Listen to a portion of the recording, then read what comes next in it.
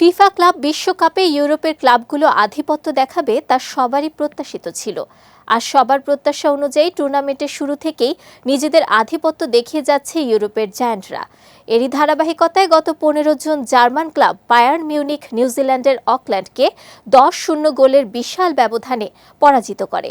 এদিকে গতকাল রাতে ইংলিশ ক্লাব চেলসির প্রতিপক্ষ ছিল যুক্তরাষ্ট্রের ক্লাব LAFC।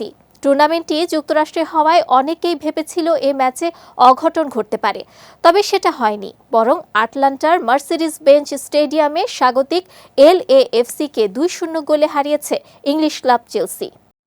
এদিন পুরো ম্যাচে আধিপত্য দেখিয়েছে চেলসি, দুই হাফে একটি করে গোল করেছে। ম্যাচের 34তম মিনিটে নিকোলাস জ্যাকসনের পাস থেকে গোল করে চেলসিকে এগিয়ে দেন পেদ্রো নেতো। আর ব্লুজদের দ্বিতীয় ও জয়সূচক গোলটি আসে 79তম মিনিটে। ইপসউইচ টাউন থেকে আসা নতুন চেলসি তারকা লিয়াম ডেলাপের দারুণ পাস থেকে গোল করে চেলসির জয় নিশ্চিত করেন আর্জেন্টাইন মিডফিল্ডার এনজো ফার্নান্দেস। এদিকে যুক্তরাষ্ট্রের ক্লাব LAFC ঘরের মাঠে খেললেও ইউরোপিয়ান চ্যাম্পিয়নদের বিপক্ষে দাঁড়াতে পারেনি। শেষ পর্যন্ত স্বাগতিককে 2-0 গোলে হারিয়ে জয় নিয়ে মাঠ ছাড়ে চেলসি।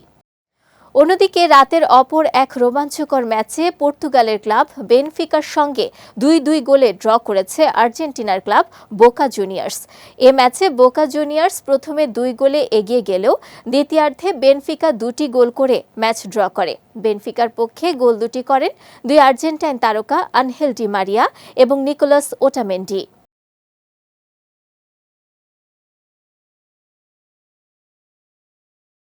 তবে এবারের টুর্নামেন্টে ইউরোপিয়ান ক্লাবগুলোর আধিপত্য স্পষ্ট হলেও লাতিন আমেরিকান দলগুলো জমজমাট লড়াইয়ে রেখেছে সমতা রক্ষার বার্তা।